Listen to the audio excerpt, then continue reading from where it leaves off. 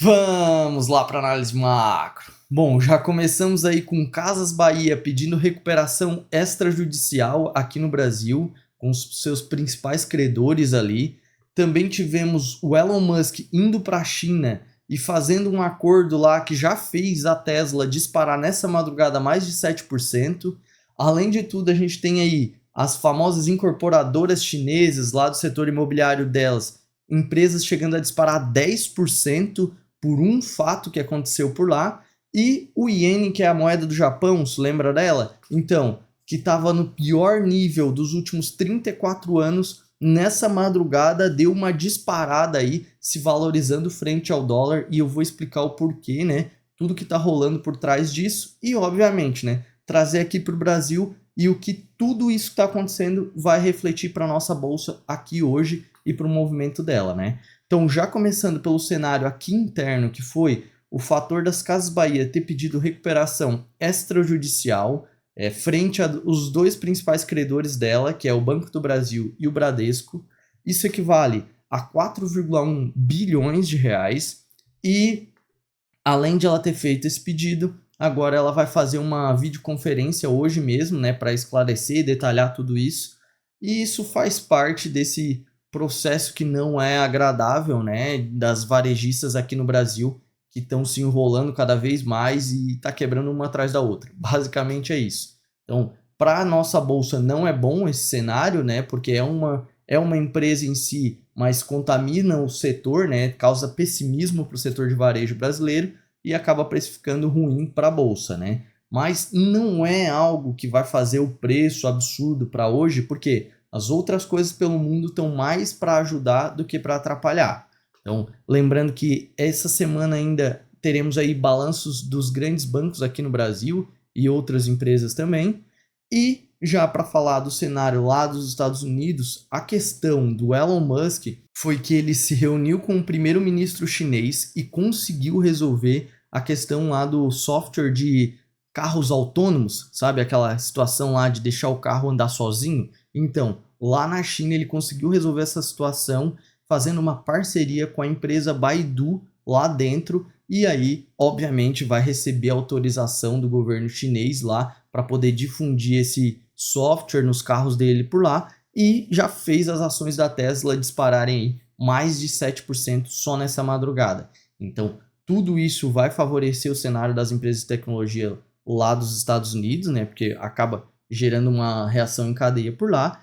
E só que assim, a gente sabe que ao longo do dia tem outras coisas que vão sair que podem precificar para as bolsas. Mas o cenário da madrugada lá nas bolsas americanas estão positivos. Lembrando que essa é a semana que tem simplesmente os dois principais acontecimentos no mercado financeiro que mais impactam as bolsas no mundo inteiro, que é decisão de política monetária do Banco Central Americano, que é o Fed, e também vai ter o payroll na sexta-feira. O Fed vai acontecer na quarta-feira, enquanto a nossa bolsa aqui está em feriado do 1º de maio, né? Então, mas para o mundo vai tudo se movimentar e, obviamente, a gente vai refletir tudo que acontecer lá na quinta-feira aqui. E já vindo para as coisas que vão impactar aqui, uma é que nós tivemos um otimismo na sexta-feira, quando foi divulgado lá o dado de inflação americano, ele veio dentro de um nível aceitável, ou seja, a inflação dos Estados Unidos nem melhorou nem piorou, ela permaneceu estável na parte do núcleo. Então isso foi visto como positivo, tanto é que vocês podem ver que no momento que saiu o dado lá, que foi às 9h30 da manhã, desde então ali a nossa bolsa permaneceu ali por um cenário mais positivo e fechou o dia bem positivo aqui, porque foi puxado também por um otimismo que foi gerado por lá.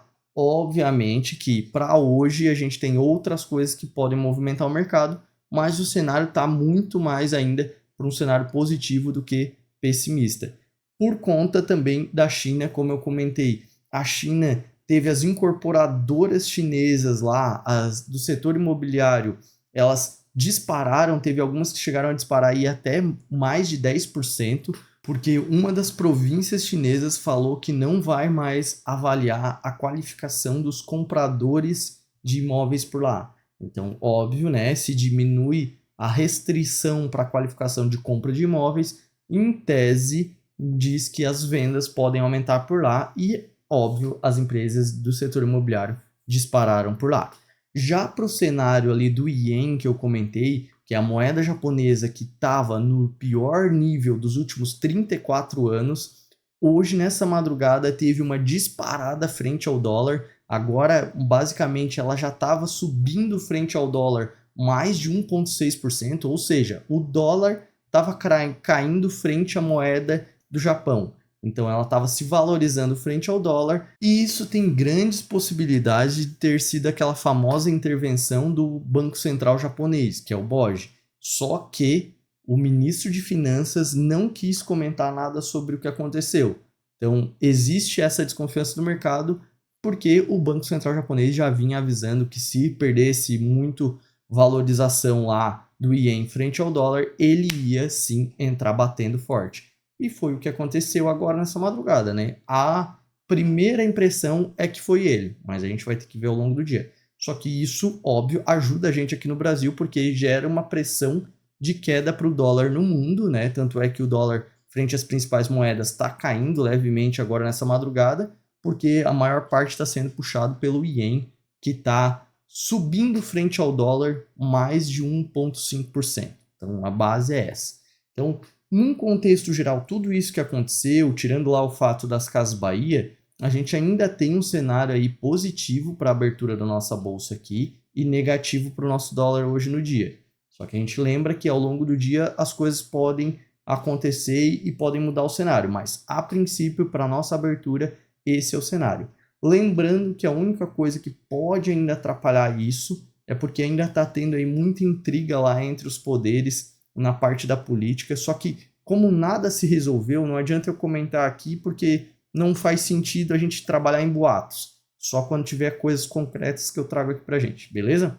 Então, se esse é o tipo de conteúdo que te interessa e quiser receber ele todos os dias antes do nosso mercado abrir, só se inscrever no canal. Se puder deixar o like, é o jeito que o YouTube reconhece nosso trabalho. Valeu, um abraço!